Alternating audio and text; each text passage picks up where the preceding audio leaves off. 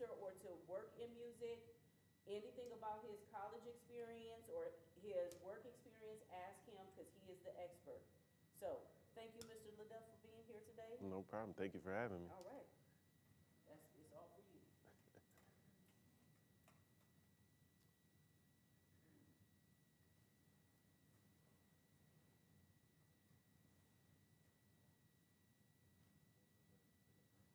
Right? No, not yet. Hey.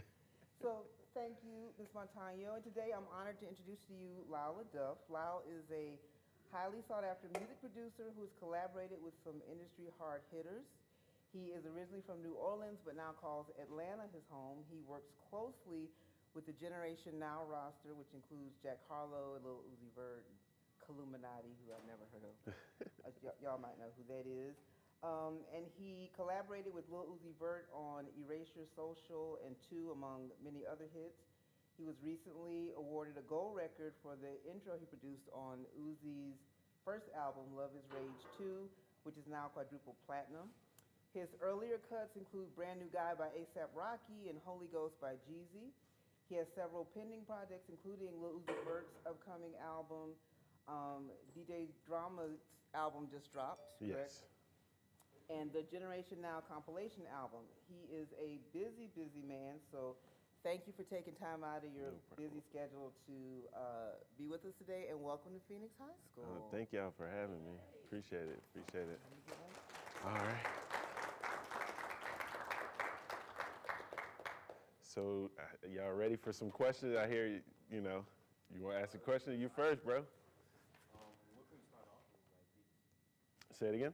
What beat products can we start off with? So right now, we're loading up this program on the iPad that a few producers that I met recently put me on to. That's on your phone. It's called Koala, and you can literally start on your phone. Like I started from. There was this program that came in a cereal box that a friend of mine gave me. It was called like Hip Hop EJ, and it was like these loops that were already like in key and stuff like that. So all you had to do is arrange them, and it'd be like a very like simple generic beat. But that's kind of what started me. And then from there, the same person who gave me that software gave me Fruity Loops, and I started on Fruity Loops. I don't know if you guys have heard of that, but that's kind of popular. I use Ableton, which is another production software, and it took me a few years to move from that. So like I started making beats in 2002, and maybe somewhere around 2012 is when I switched over to Ableton, and I've been on there ever since. But there's several different programs. There's Reason, Cubase, Machine, then there's hardware like the MPC and different things like that. So there's a bunch of different ways to start, but I will say like being able to start on an app that's $5 is like the best. You got your phone with you all the time. I've made beats in my bed with it, like trying to learn it. But yeah, there's always somewhere you can start for sure. How long did it take you to get comfortable working on Fruity Loops, FL? I would say at the time that I learned, since there weren't a lot of internet resources at that time, it probably took me a little longer than it would take you now, especially with like YouTube, where they're putting up videos every day of like how to make a beat like this person, or even downloading like sounds that could make you sound like your favorite producer and all that. During the time of me like learning and stuff like that, it wasn't really, the internet wasn't as good as it is now, where you can be as resourceful as you needed to be. But I would say it probably took me like 3-4 years to really get good. But a few months ago, I met a 14-year-old who was better than I was like when I was 14, and that's when I really started, you know? So, I mean, there's stuff out there for you to learn fast. So the 3 years it took me, you can probably be just as good in like 3 months now. How did you get exposure in the industry? My exposure was a little bit different. I started out collecting sneakers, and a lot of people in the music industry would buy sneakers from me. Before I was comfortable telling them like I made beats and stuff like that, I wanted to make sure I was good enough to myself before I told anybody, and that's kind of how I made my connections. I ended up just connecting through people through the culture of streetwear and sneakers and stuff like that. There's many different ways in, but that was just my personal way in.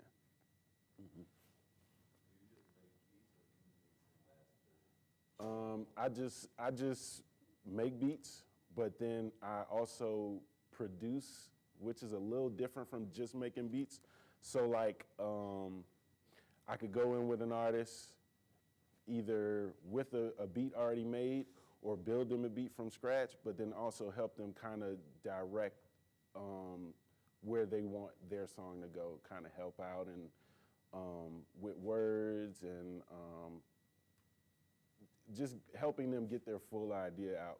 As far as mixing, I can mix in my program, Ableton, but the industry standard is Pro Tools.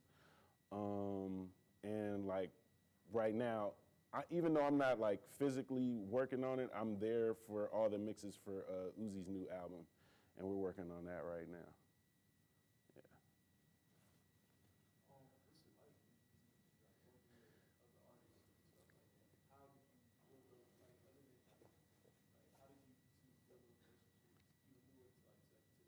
Okay, so today the building the network to connect with other people, I will say, usually starts with word of mouth, but you kind of secure the connection through social media. Usually somebody will say, hey, I got this person, and I think y'all should send some ideas back and forth. And then once the introduction is made, we either connect via like phone or like through Instagram, DM, something like that. Yo, such and such said we should work. I'm gonna send you some stuff if that's cool. And for the most part, it usually works out like that. When I'm out of town and stuff like that, usually if I'm at somebody else's session, because I'm there through like a friend or something like that, just the old-fashioned handshake and exchange of info usually does it. But the music industry is an interesting place. I would say learning the business side of it is probably the most challenging because it's ever evolving, and you can take as many classes as you want, but it's just like you won't realize you don't know anything until like you don't know something and you got to learn it on the fly. And that's just how it is. But that's life in general.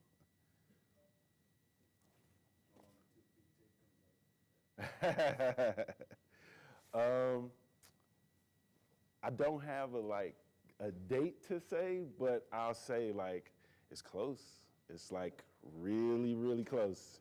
So no. I will say that is it's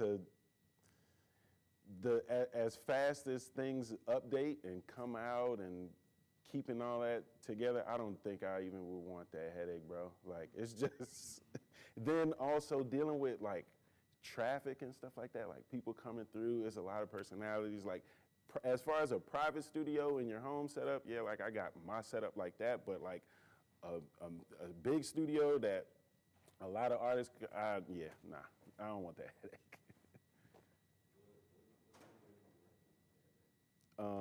What studio do I work in? The Generation Now studio, and that's the label home to Jack and Uzi, Illuminati, and a few other people. So, you had a question, right?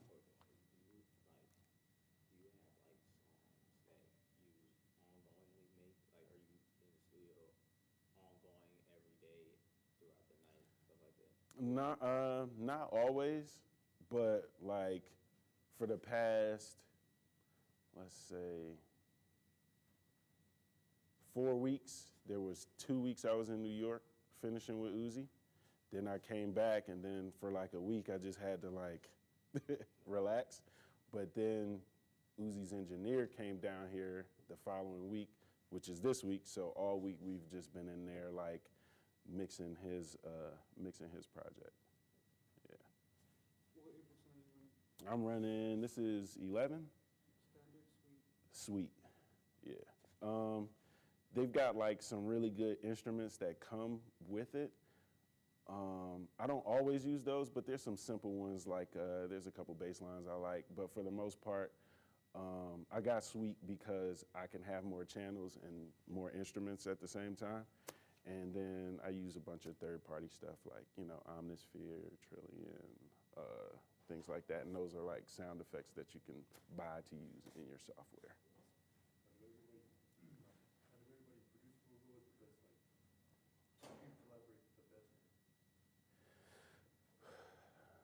Probably Uzi, but he gives me the hardest time. Like, he wants things a certain way, but he also can't like express it, I guess. If I ask him like, what do you want? He might not be able to like tell me like, this isn't what I want, but he'll just be like, if I play something, that's whack, Lyle, you gotta do something else. And that's the best I could get out of him, so. Yep. So how did you start making profit from like music that you was making? How did I start making a profit? The profit part is. How long did it usually take to like get to that point of like? I would say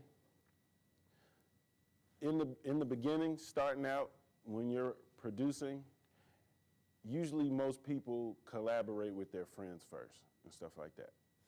There's usually no money in that first, but y'all put in the work together to grind to get to that next level, which would be, okay, now we can put out our music on a platform because we feel like it sounds like A, and we're ready to get to B, which would be like some form of income, and maybe y'all doing shows and stuff like that. To be honest, the resources now that allow you to put your music on streaming platforms mean you could get paid immediately. I mean, it may not be a lot, but it's something. Like, so as long as you put your music up through maybe what's called, this platform's called DistroKid, where you can upload your music and it could be directly to Spotify, Apple Music, all these things, YouTube. Putting your own music up like that, you're gonna get paid from it immediately. Everybody's path is a little bit different. I would say from me starting with my first record in 2012 with A$AP Rocky was on a free mixtape. I didn't get paid for that beat. And that was just kind of the culture at the time where it's just like, okay, the artist's gonna put this up, and yeah, that was on his debut mixtape. And putting that up kind of would establish a producer maybe to get more work later on. It took me a while after that. I actually didn't get paid for it until he put it on streaming services 2 years ago, or was that last year? Last year, I think.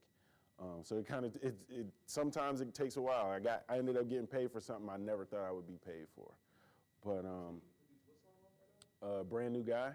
So it was him and Schoolboy Q.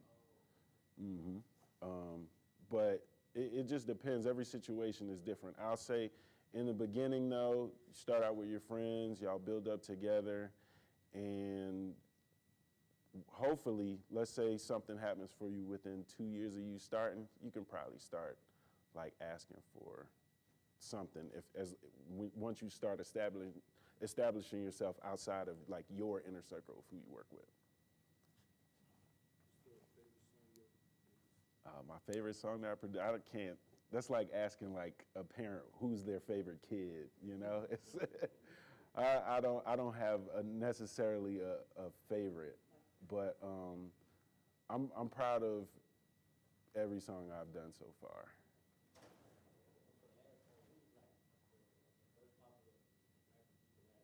The first popular rapper I collabed with,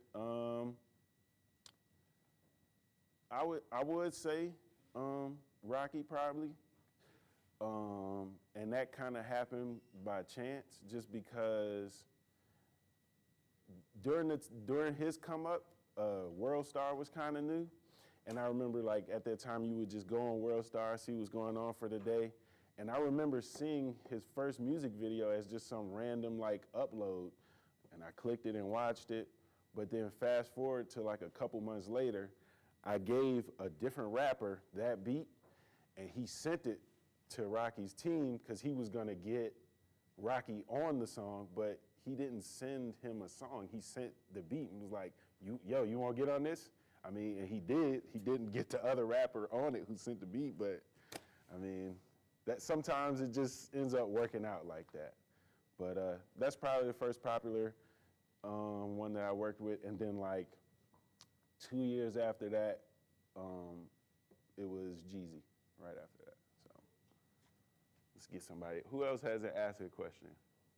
Somebody else who hasn't? Okay, let me go back to you. When did you know this was a passion instead of a hobby? Okay, so I moved to Atlanta the summer of 2003, and I came out here. I came to finish my senior year of high school, and right before I moved here, I would still be like clicking around and stuff, figuring out little things on Fruity Loops, but I knew that I didn't know everything.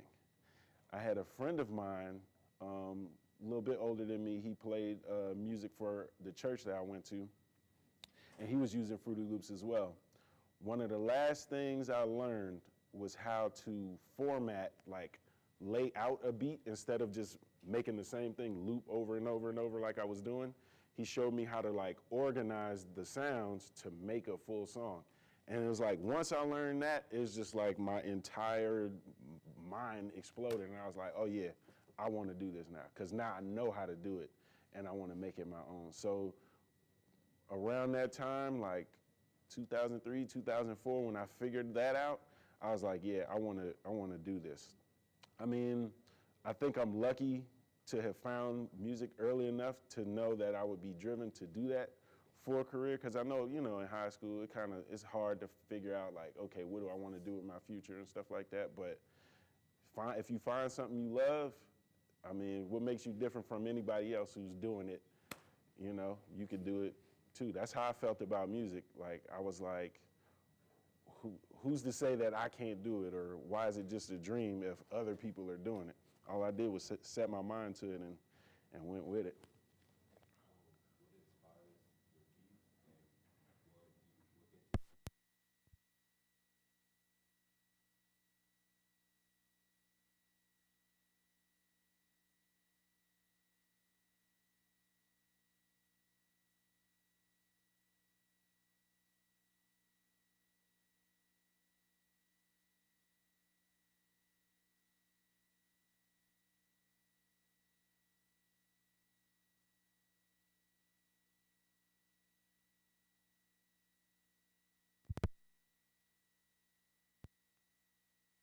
How these buildings were designed and stuff like that, and then that would have me going. Or if I need to get in like an evil mood because Uzi wants a dark beat, I might look at like horror movie clips or things like that. So it just all depends on the situation.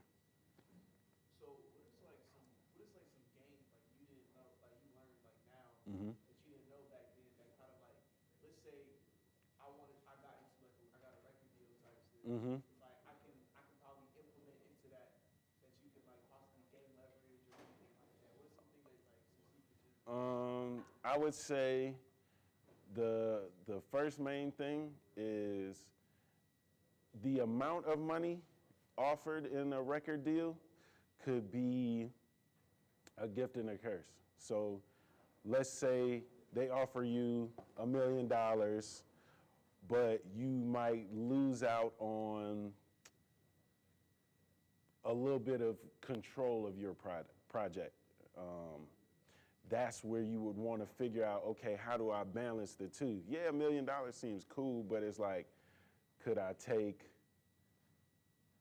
500,000 and make the same album, but also still have a little more creative control than what they were offering with the million, you know what I'm saying? And then also you gotta realize that the music industry, the business side of it, with them giving you this money, it's kind of like you going to a bank getting a loan. You gotta pay it back to them, you know? So you gotta figure out, the first thing you wanna figure out is the balance between you being able to be the best you, but also you being able to afford to put out the best you possible. I would say that. So. Of all the artists you worked with, who's the one that you want to work with now out of everybody out there? Man, still like, I still want to get a song with Jay-Z. I want, the Kanye thing is kind of, you know, I don't know about that one right now. So, who else?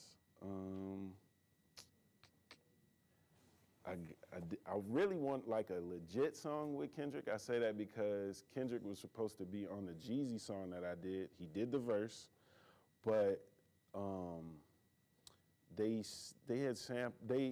put like a Bishop T.D. Jakes sample in the beginning of the song, and it was like he didn't want to clear that.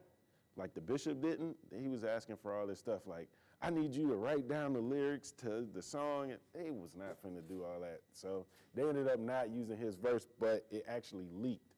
So that is on the internet, but it's not like anything that I could benefit from. So it's like, I want like a legit song with Kendrick. I ended up working with his cousin though really early on, Baby Keem. And I think working with somebody that early was like really dope. I might have been too early because when I met Keem, he was still in high school and he'd be calling me like, well, I gotta go to school tomorrow, but listen, send me some beats. I promise we're gonna get this done. And he only had like 2,500 followers, and then like y'all see where he is now. He like really blew up. So. What advice would you give your younger producers?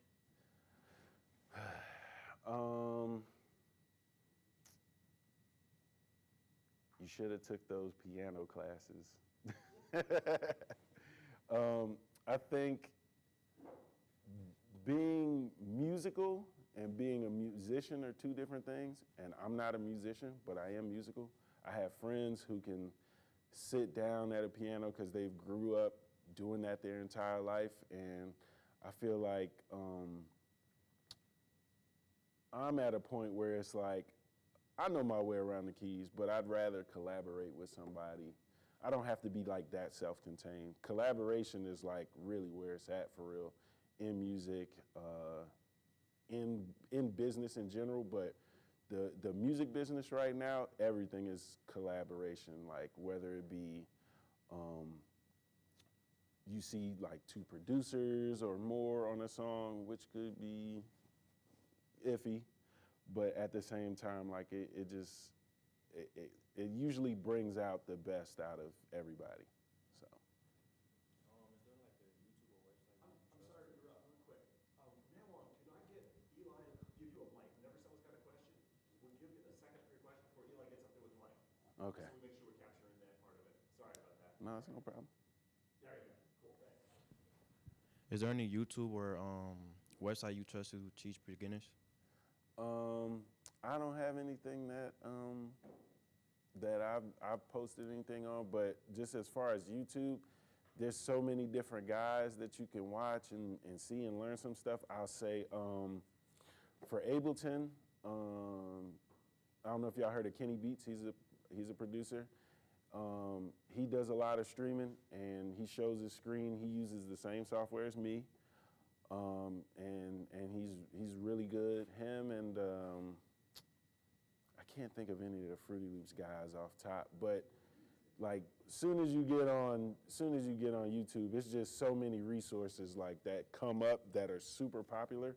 You can literally type in "make a beat like any producer," and it's gonna be right there. Also, for the most part, from what I've seen, like when they do put up the videos, there's usually like drum sounds or like sample packs that people post in the comments or even in the information part under the video that you could download and sound like whoever you need to sound like immediately.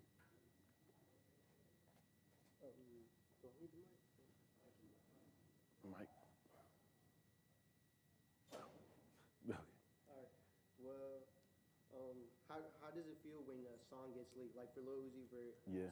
songs are coveted and all that. How does it feel when you're in the studio and it's you specifically your beat, your song? How do you feel when it gets leaked?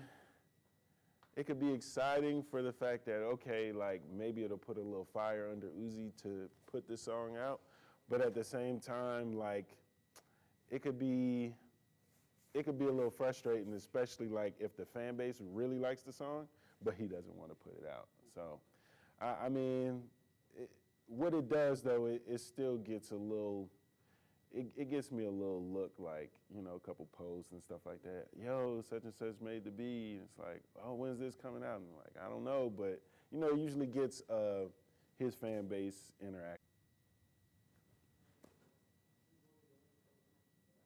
Yeah, Khalil's gonna mic you. Yeah, so just whoever's got a question. Okay. Give a second for Khalil to get up there with the mic. There we go. We'll catch it on you.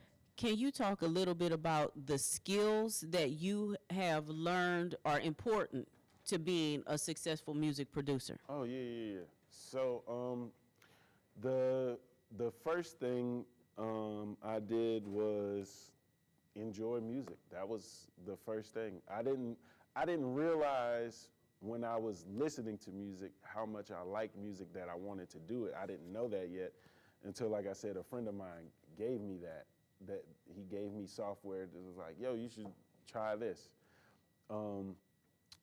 Once I figured that out, I started to develop my sound by redoing my favorite sounds. So some of my favorite producers when I was a kid and still now was like the Neptunes, which consist of Pharrell and Chad. And I would remake like their beats to kind of like how Kobe would practice jump shots. And basically putting pieces together of something that's already a hit to figure out like why this works and where stuff should go to understand what making a good beat is like. So remaking Neptune's beats, Timbaland beats, Dr. Dre, things like that helped me get better. Once I did the small things like that, then I had to figure out, I think the next level for me was figuring out, like I understood what sampling was, but I didn't really connect with it until I had to do it. So when I was a kid, I'd be like, okay, how is this a new song with music from an older song that sounds familiar? Like, why do I know this? And once I put those things together and figured out how to sample in my first program in Fruity Loops, that was like my next level of how I could make something that's either like already a hit song or just some obscure music that maybe nobody has heard or not a lot of people has heard, and change that into something new. And that's something I had to work on. Then there are other things like I had to figure out why, like my original beats, the drums that I would be putting on the beats would be kind of soft. They wouldn't be like really hard hitting, punching, cutting through the music and stuff like that. Those are things that I had to work on. I worked on those by myself, but then to get to the next level of that, I ended up finding a mentor. And I'm mentored by Don Cannon, one of the co-owners of the Generation Now label, who's a multi-platinum producer, who I met through sneakers and streetwear and stuff like that. But that was somebody who showed me how to get to the next level because he had already done the things that I was trying to do. But I would say learning on your own, asking questions, and then maybe finding maybe a mentor or just some sort of guidance to like help you out, somebody who's already done it or already doing it to help you get to that next place. Let me get him. What's the process of helping a new artist find his sound? Like, is that something that you do or someone in his team does? Like, how do you, like, you know how Uzi said it was difficult, like, he was difficult to you because, like, he didn't like the way something sounded? How do you exactly find the sound he's looking for or, like, help an artist find his sound? So depending on the artist and the situation, that'll determine the outcome of that. So somebody like Uzi, who I've been around since day one, since he came to Atlanta, we can all sit in the studio and talk and trial and error and things like that to the point of finding what he wants to do. If it's somebody who I may not be able to get in the studio with, it's a little more difficult. If I just have to kind of send ideas and they'll just give me a, hey, I'm looking to do ABC, do you have anything that's around that? And I'll have to send like that.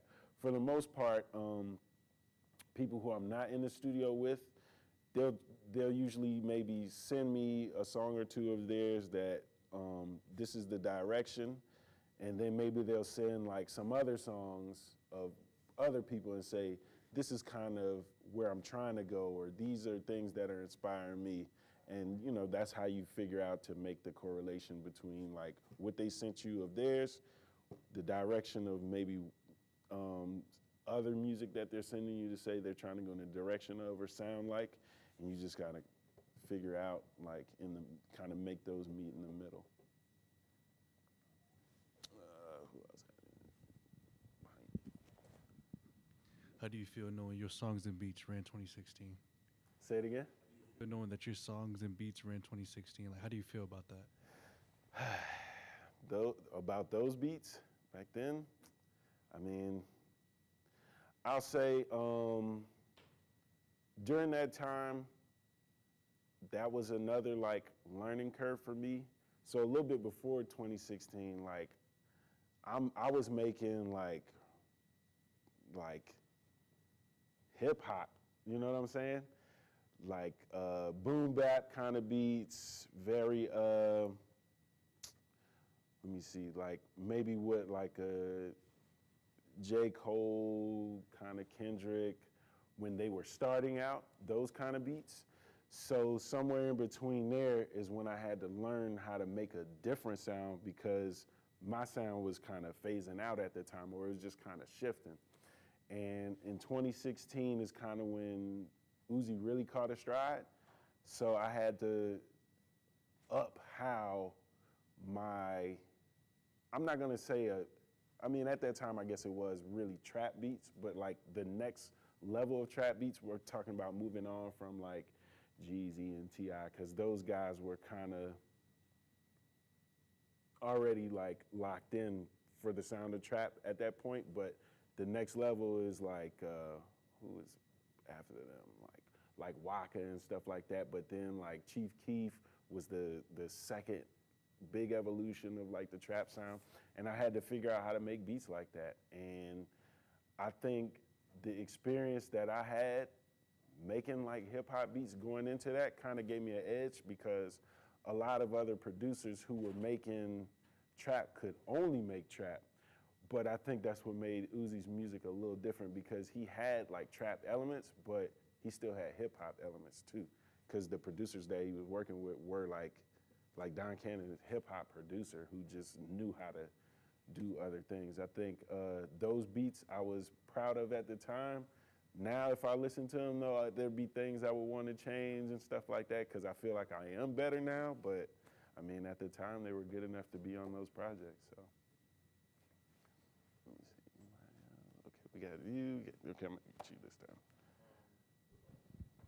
How do you make your beats, your drum sound deeper?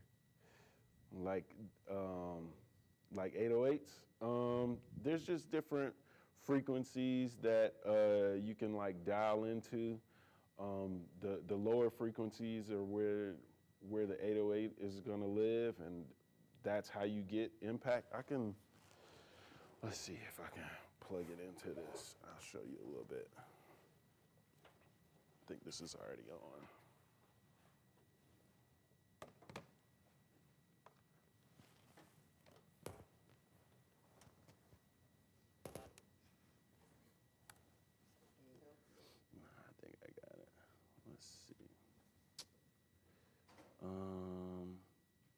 Okay, I got an 808 that's like on pretty much every song, and it's called the Spins 808.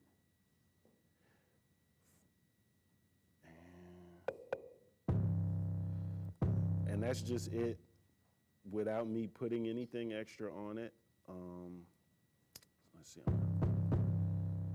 But if I EQ it, I can add like a little more depth to it and raise up the lower end. And that's something simple as that, like just, and that'll change the sound, so. Any other questions? Yeah? Could you show us a session? Show you a session, yeah. Okay, I'll show you, yeah, I can show the screen. Is there the HDMI? Like an extra one? Okay. Let's see. Okay.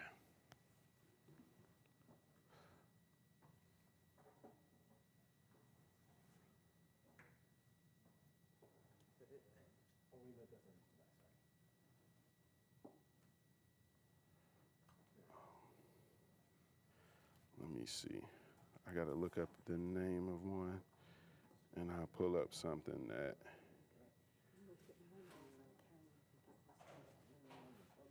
Okay.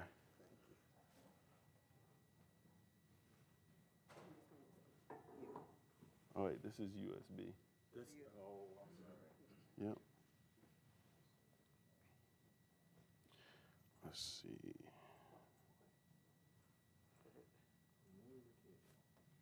Okay. Before I connect it, let me look real quick. JCS9, okay. Let me see.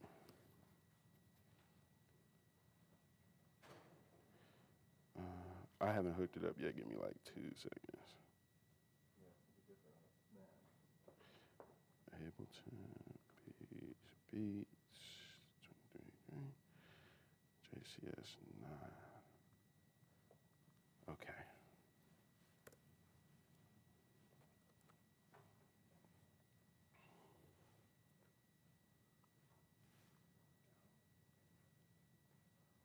All right, this is something that Uzi actually rapped on. I don't have his vocals on this, but he was like, I wanna do a techno song. He was like, okay, we'll figure it out. And let's see, I'm gonna play this is the original sample.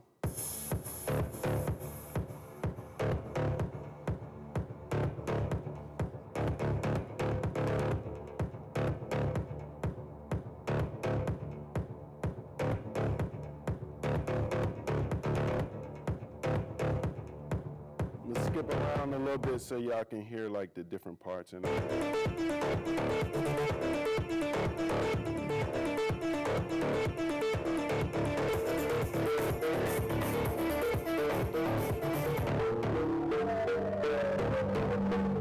So I took all those components and did this.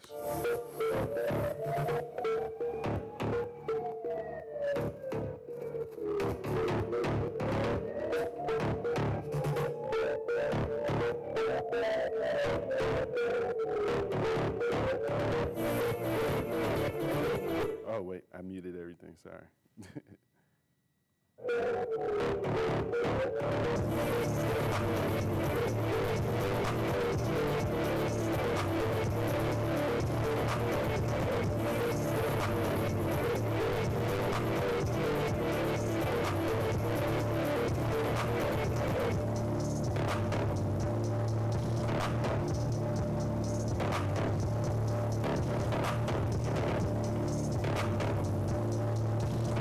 So you can see like the different colors or different parts of the music that I used to kind of format the song, where this is his intro, this is like a piece of the hook here, this would be the verse, all where he's rapping. I put like a little bridge right there.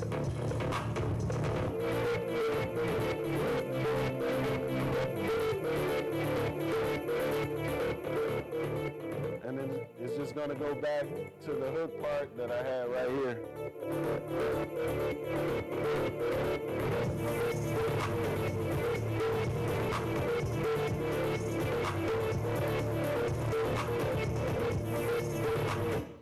So, yeah, there you go.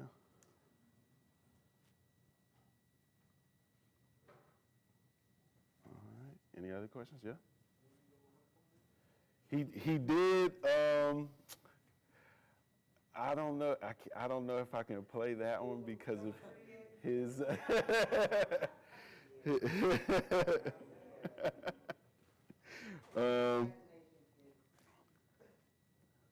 He was. Let's just say he was enjoying somebody else's friend in the back of the Hummer. That's what he said.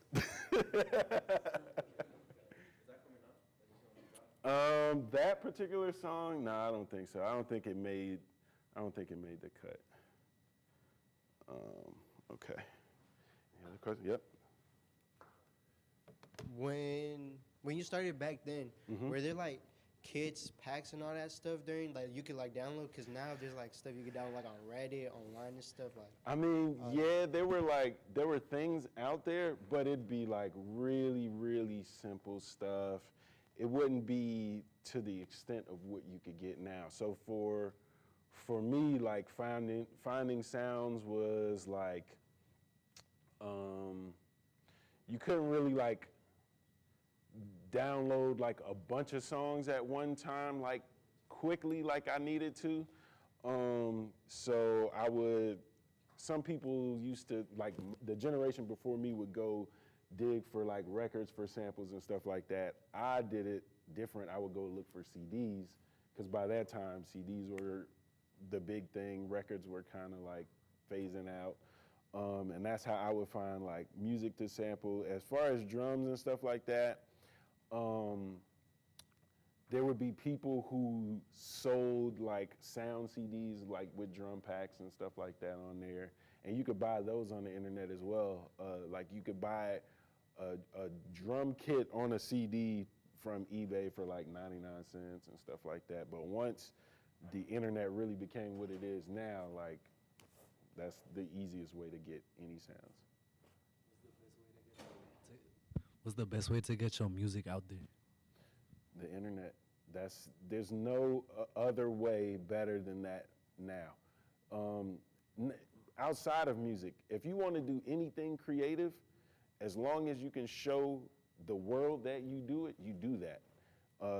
In being creative, I think that's one of the most interesting careers because, yeah, you could go to school for being a creative, but you don't necessarily have to because as long as you show the world you could do it, you could do it, like, you know? So I think that's one of the few careers where, like, it's up to you as how far you want to go into it and certain aspects of it. Yes, you do need some sort of paperwork to say that, yes, I have a complete understanding of what I do and what I'm doing.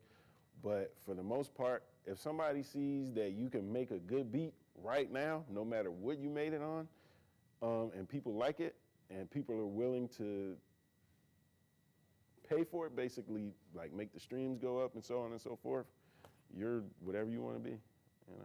So. What is your process like when you start? If somebody says they want a beat from you or whatever, like what does your day look like, or the process beginning to the end of that? So I'll say, if it's somebody who I'm getting in the studio with, if they want me to come down and sit down and work with them, that's when the first thing I do is have the convo, like, what direction are we going?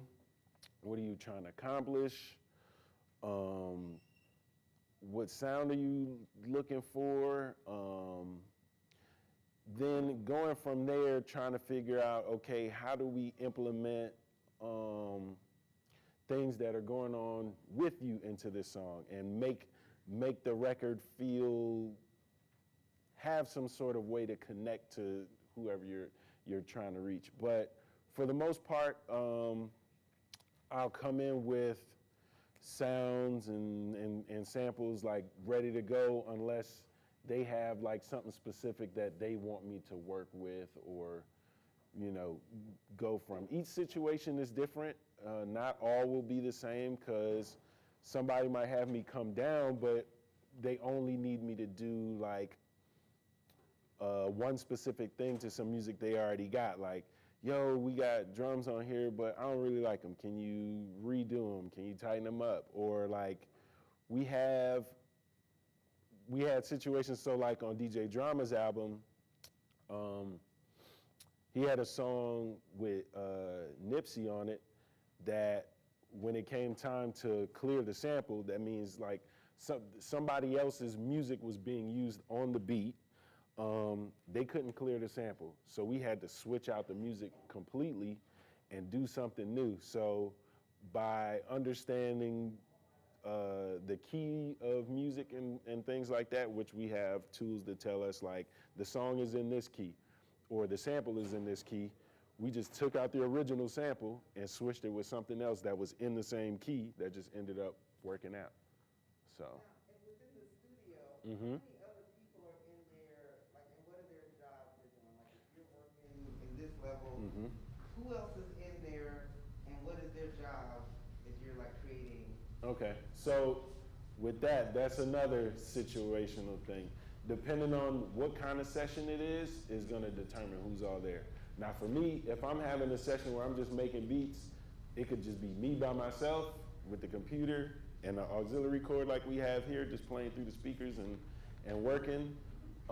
If I have collaborators, let's say I have somebody who's better on keys than I am.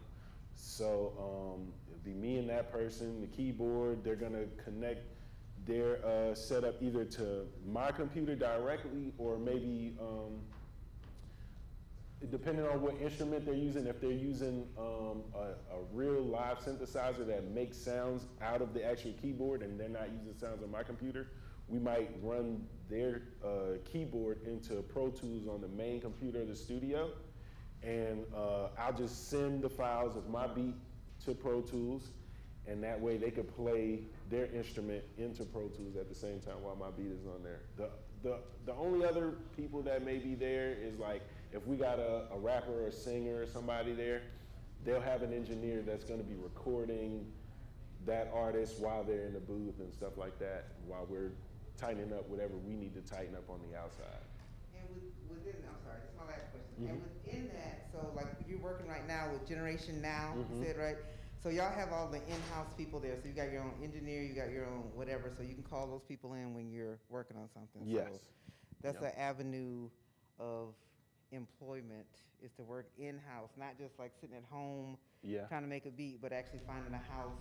Right. or a- So the beginning part of starting in the studio for most people is an internship, and we do have interns. We take we usually partner with schools around the AUC because some of those students need college hours and stuff like that, and we usually let them come by and intern for us. But also kids who are like just interested in music that may not be in college at the time or just of age, over 18, and they'll intern for us for a while. So most of them are in either like a maybe a 4-year college or like a community college situation, or some are in more specific things like an engineering school like SAE, or maybe they've already graduated like an engineering school. Full Sail is one that's down in Florida, and they'll come up because one of our in-house engineers is, his name is Leslie Brathwaite, and he's just this legendary engineer who's recorded pretty much every song your parents have probably listened to. And he was at Full Sail, so he still works with them, and sometimes we draft up kids from down there, like after they're done, to come up and work with us. So there's several different like avenues you can tap into in the music industry. We got time for maybe one or two more questions, and then we're gonna actually do a workshop. We've got noted on it. So Lyle can walk you through, Yeah. you know, if y'all want to try out some beats I'm here. gonna So a get couple you more right here. questions. Say it again. What are your feelings on free for profit beats on YouTube? So you got to do what you got to do, you know. Sometimes people upload the music that they make because they love music and they don't, you know, care who uses it and so on and so forth. And that's fine because somebody could end up using that and it could snowball into something big for the artist who used the beat and the producer who made the beat. Each situation is different. I will say that's no problem. Now, I would say the producers who make beats and sell like 100 beats for $20, that is undervaluing yourself. You shouldn't do that. I would say you're better off giving the beats away for free versus, you know, offering like such a deep discount like that because it really hurts your own value, you know. So,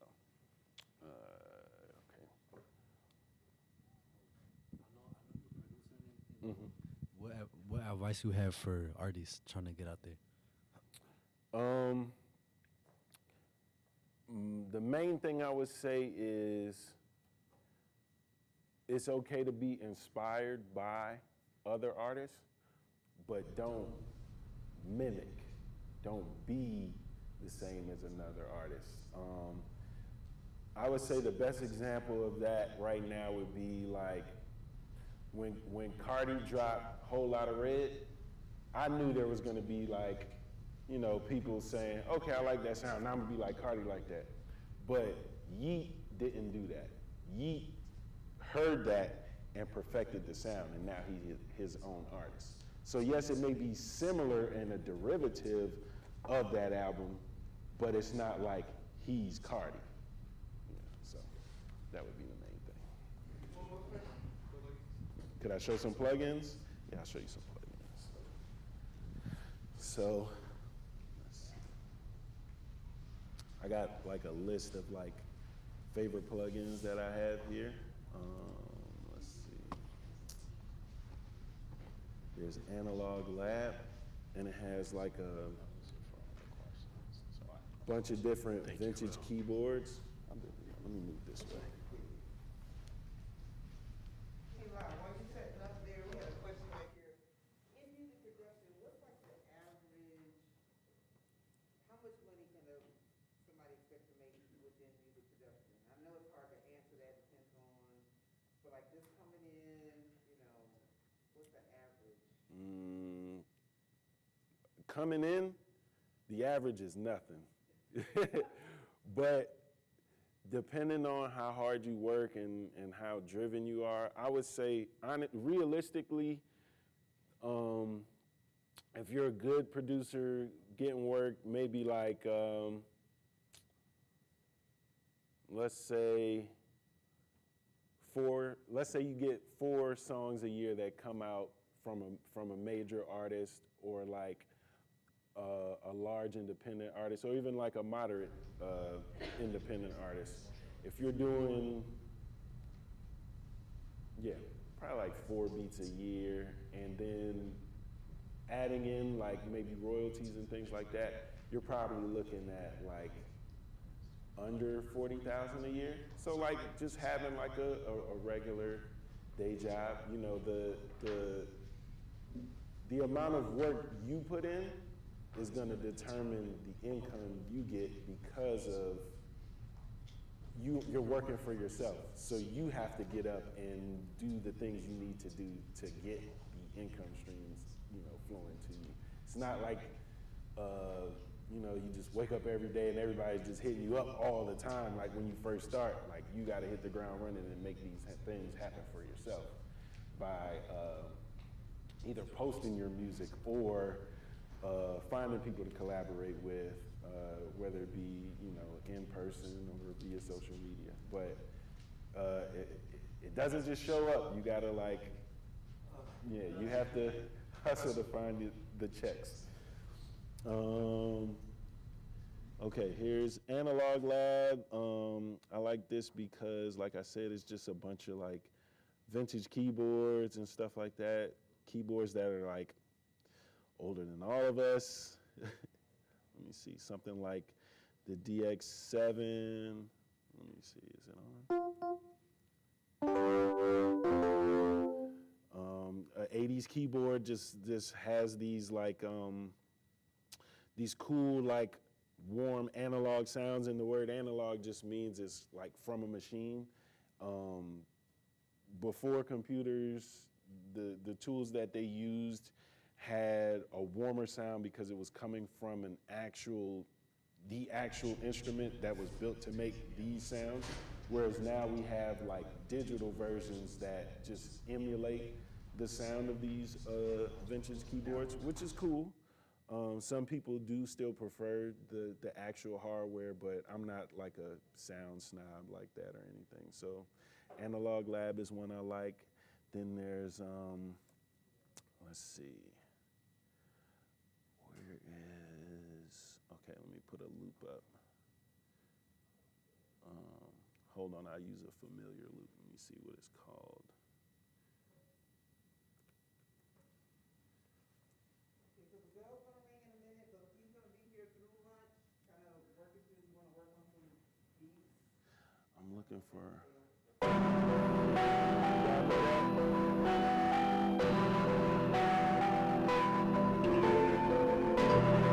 So yeah, I had that sample, but Metro made that beat, of course. The sound was from this guy we know. His name is G Coop, and there's different little things you can put on here to make things sound the same.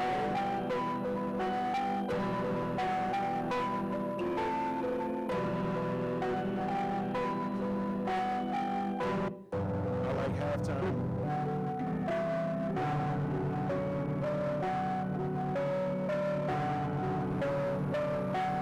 And that just changed the timing of the sample to like a triplet. Then there's other, like, let's see what else I got.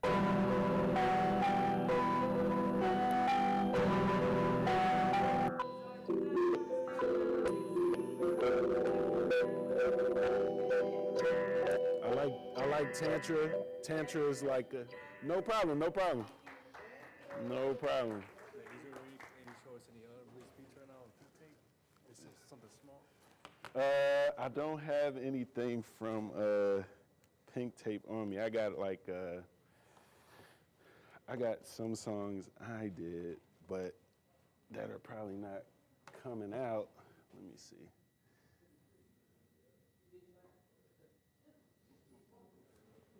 All right.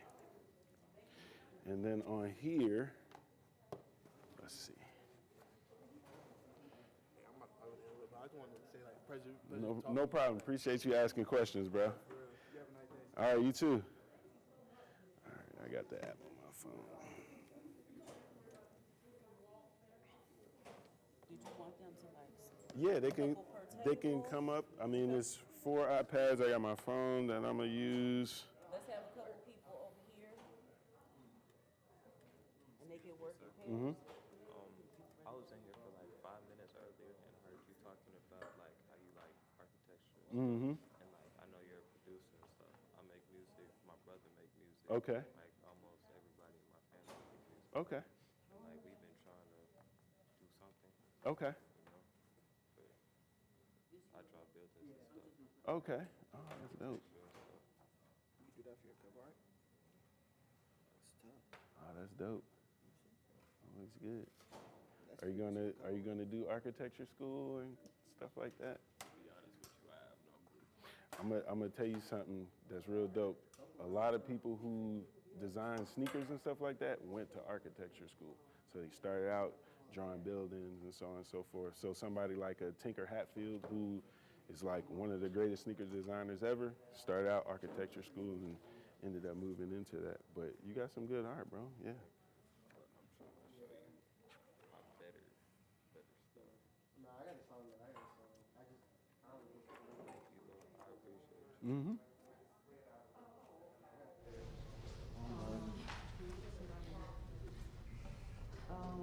Can you help us move a couple tables over here so we can spread out a little bit?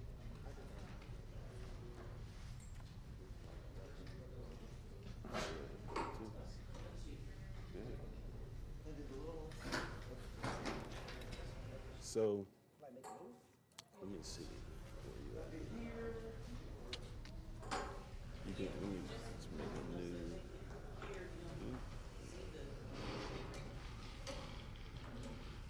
So, import audio. And then I would say start with like a loop.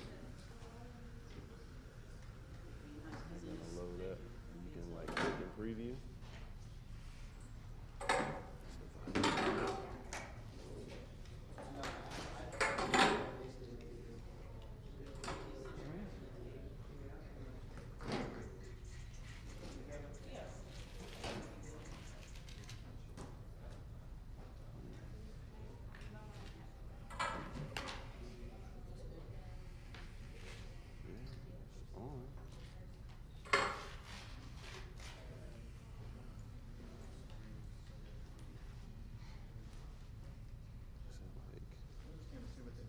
Might be having to like download They're it. getting to make beats now. He's going to show them.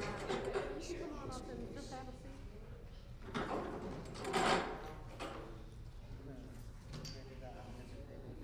Okay.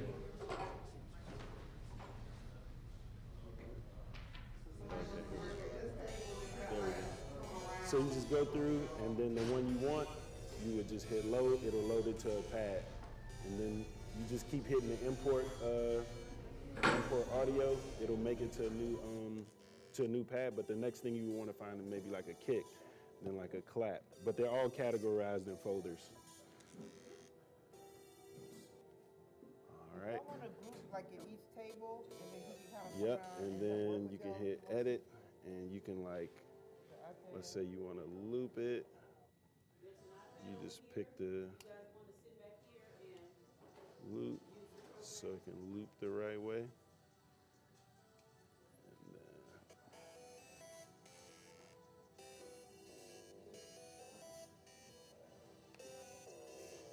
let's see though, you can turn it on to, hold on.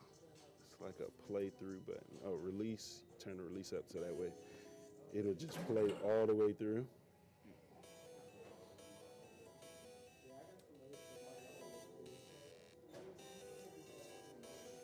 All right, and then go back to import audio, go to school, then go to like kick, yep.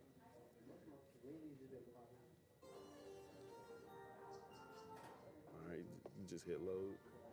That one. What's up, bro? So I was some question about the free for profit. Okay. Mm-hmm. Oh, yeah. Okay, play it for me. With the style of music that I make. Okay.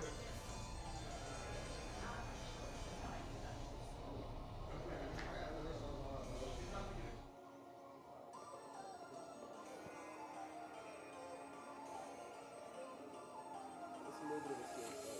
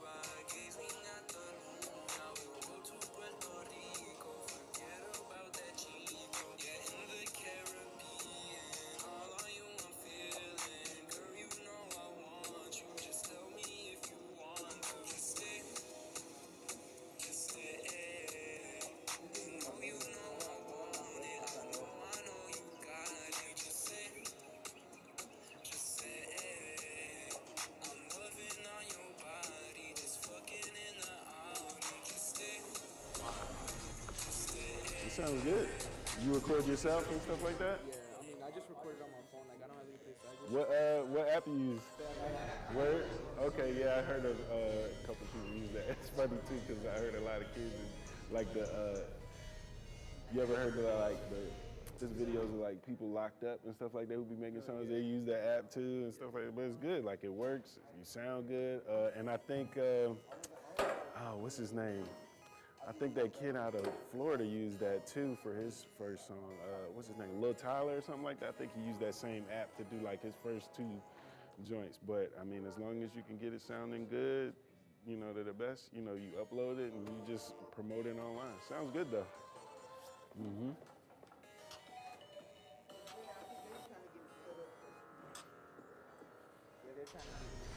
They're getting, let's see. What's this? This is just soundtrack, some stuff I know. Oh, okay. I be producing this stuff too. Oh, that's dope. Just decent stuff is really what I do. I got Fruity Loops too, but Yeah. way too complicated. My girlfriend know more than me. Hey man, somebody's always gonna know more than you. You just gotta make sure you learn. Yeah, most of this stuff too, I got some other songs I dropped. Okay.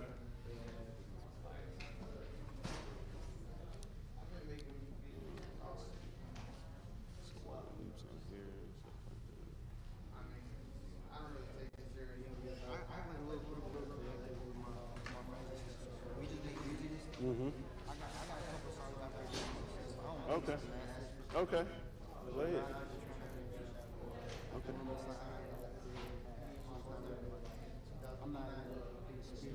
No, I understand. I definitely understand.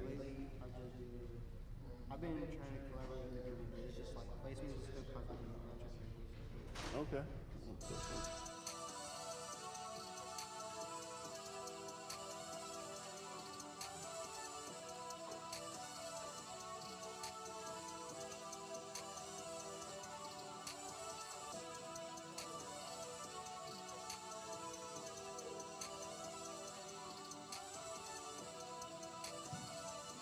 Like that.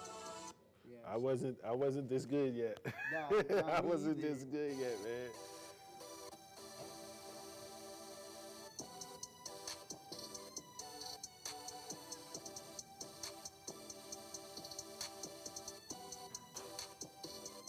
That's good too. So we just been recording this and that. Really, me and my friends have got into the studio. Okay. But I've been trying to go to the studio. All that is, you don't even need all that. A lot of your, all of your favorite artists are really recording at home and stuff. So you got, as long as you got the stuff you need at the house, like. We got the whole setup and everything too. I got it set up in my room. Mm-hmm. My friend, he lives in Atlanta. He goes to GSU. Mm-hmm. He was like, he has a setup there too and stuff. So every like now and then we just go record Yeah. and make music. They're like, I've had a collectors and stuff and drop stuff. Oh, that's good. Stick with your team, man, and that's usually the best way to like get looked at. Like if you already are like a self-sufficient like crew, it just makes it easier for like people to come in and boost up what you already got as far as like a label or anything like that. Well, like we got, I guess it's like a little label or something. Mm-hmm. It's like PMP paying. Okay. It's like just paying in. But they're all cool though. Yeah. I got a couple stuff I have on SoundCloud. I'm just starting. Nice to meet you. Good to meet you. Play it on this so I can hear it. Yeah.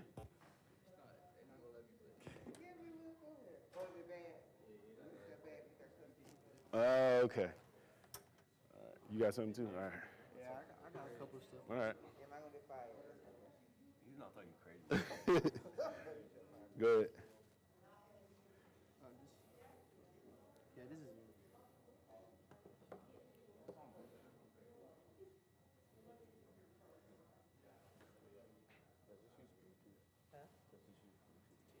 Good question. I don't know. Mr. Program.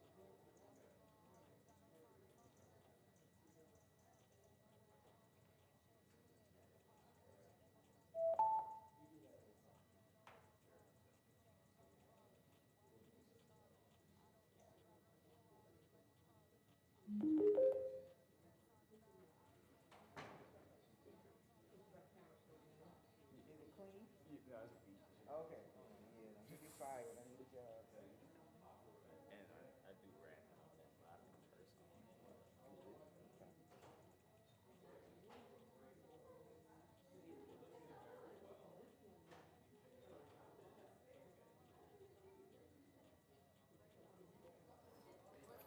All right. Yeah, I hear you. So, you recording on your own? Got friends doing it for you? Everything by myself. Word. That's the best way to be, you know? I'm trying to get into that, but Okay. just trying to be an all-around artist. Okay. I would say, you sound good. Who are you listening to? Like, what's inspiring you? I don't really have none I could really just point at. Okay. For inspiration. As you see, like I got kind of like my own sound. Mm-hmm.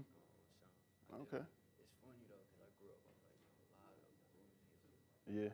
Listen to a lot of that. Okay. Okay. Yeah. I hear those things. I would say, you got like songwriting down pat and stuff like that. I would say, hone in on your timing a little bit. I know the faster flow is kind of what's in right now, but I would say finding your pocket that makes you a little bit different from everybody else is going to be the best way for you to stand out as a rapper. There's nothing wrong with learning to produce, but I'm gonna tell you, if you try to focus on too many things to be self-contained, you might miss out on being the best rapper you could be. You know, as far as who you getting beats from, just like the people around you and stuff like that. B-Stars, oh yeah, that's good too, because there's a lot of like big producers that be on there too. But I mean, the finding beats is gonna be easy. Like you get online, like how you doing it. Oh yeah, well, most rappers are like super biggies, but yeah. Go 5 hours and might find like 2 or 3 beats. Understood. But I would say just keep working. You sound like you already know what you're doing, so you got solid. In the middle of writing it, you just be like, Yeah. I was all punching, so I got a lot of good stuff. Yeah. Straight punching. Okay. You wanna play me some stuff? oh yeah. All right. I want to see what you think about All right. this one. Actually, I'm gonna go with the basic ones. Okay. This a beat? All these are beats. Okay. Hey, I saw this ad on Facebook about a $6,400 subsidy. Is that real? Okay.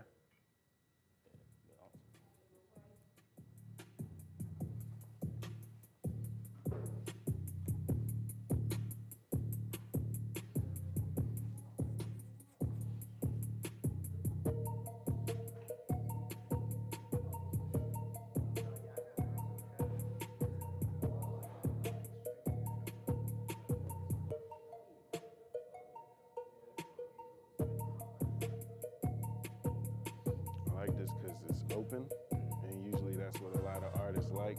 They don't want too much going on with the beat because then they can't, you know, like their voice is another instrument. You know what I'm saying? So I like this.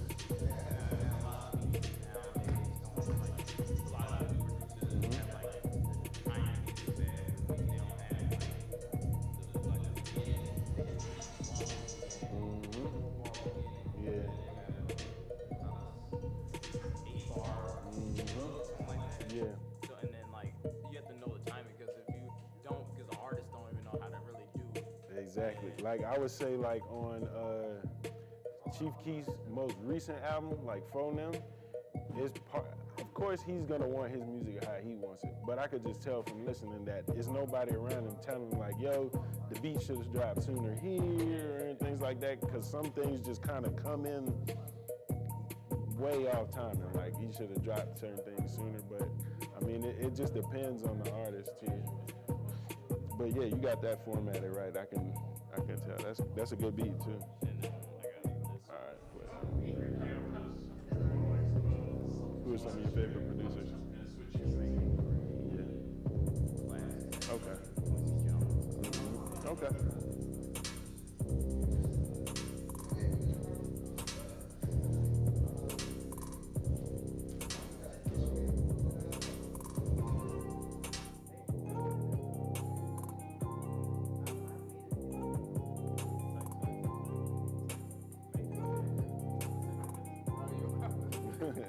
See, there you go. That's how it starts. Yeah, I like that too. Send it to him. Y'all gotta make something, man. I'm trying to show you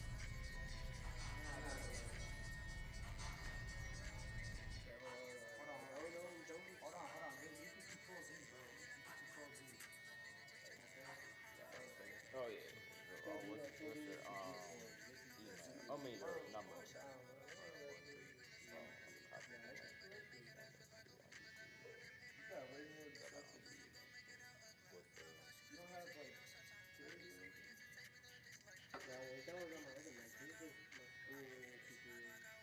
So nothing's on here. All this is old. None of this is new. On my phone, I don't have nothing on my phone. Thank you, brother. I just post stuff on phone. Yeah, I'll be posting.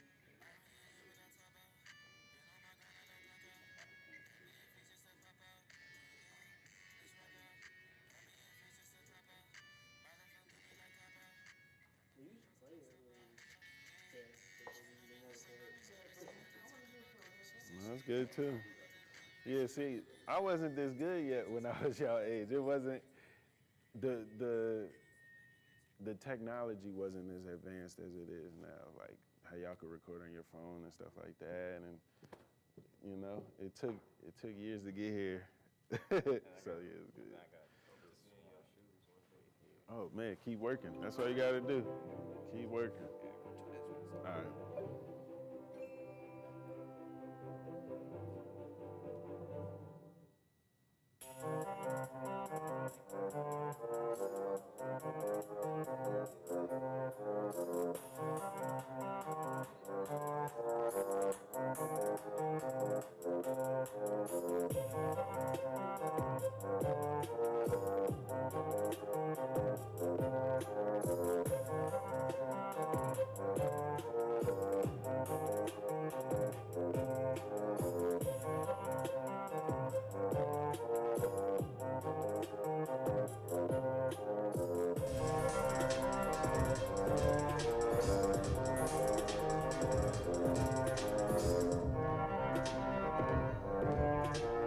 Got your format down and everything.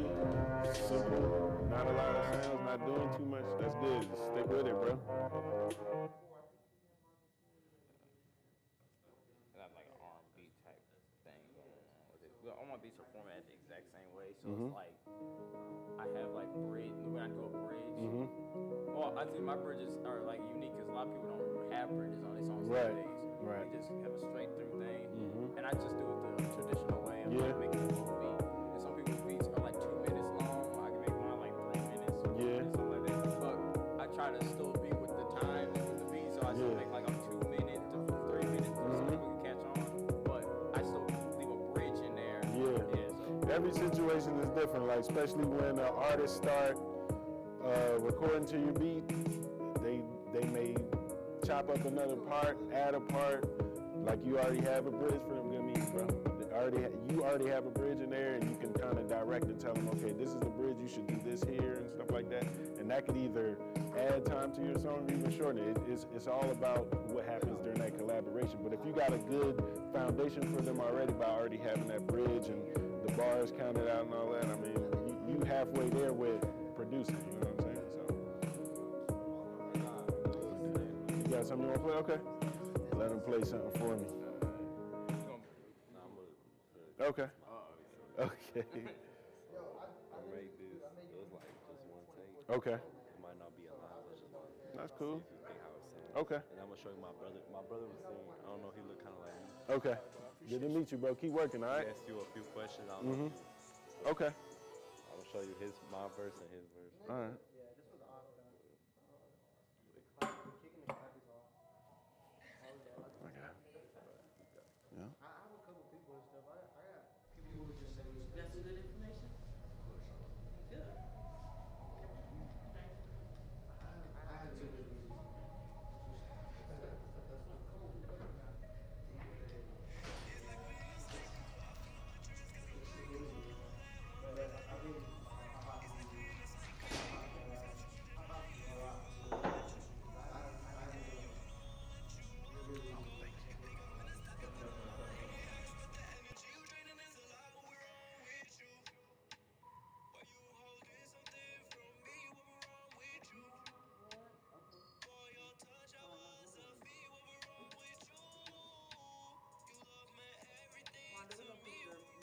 My third kid is not the That's all I did. I like that joint. That's good. That's good. Okay.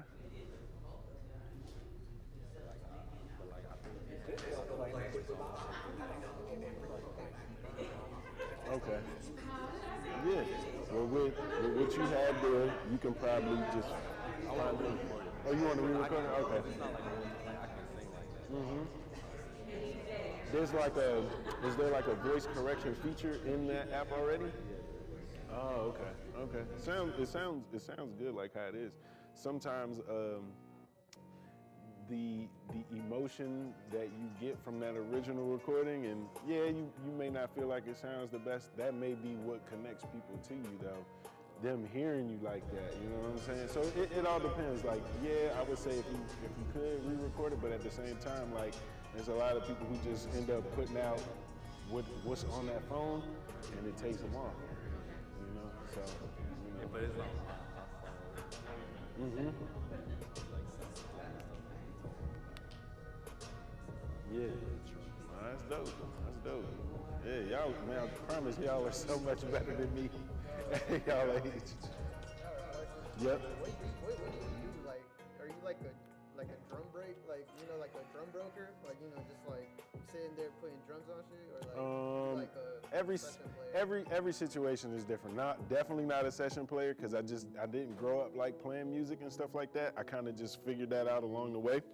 I'm a sampler, so I start either with like a loop that maybe somebody sent me, or I find a sample like that one I played that Uzi rapped on. That was something we looked up online, found that, and added drums. How much they cost to clear it? It's not coming out, so I didn't even have to do all that yet. But it just depends. Like everybody's different. Depending on who you sample, it could be from next to nothing to almost everything. It just depends, I've heard some stories about some old Italian guys. Yeah, man, them these old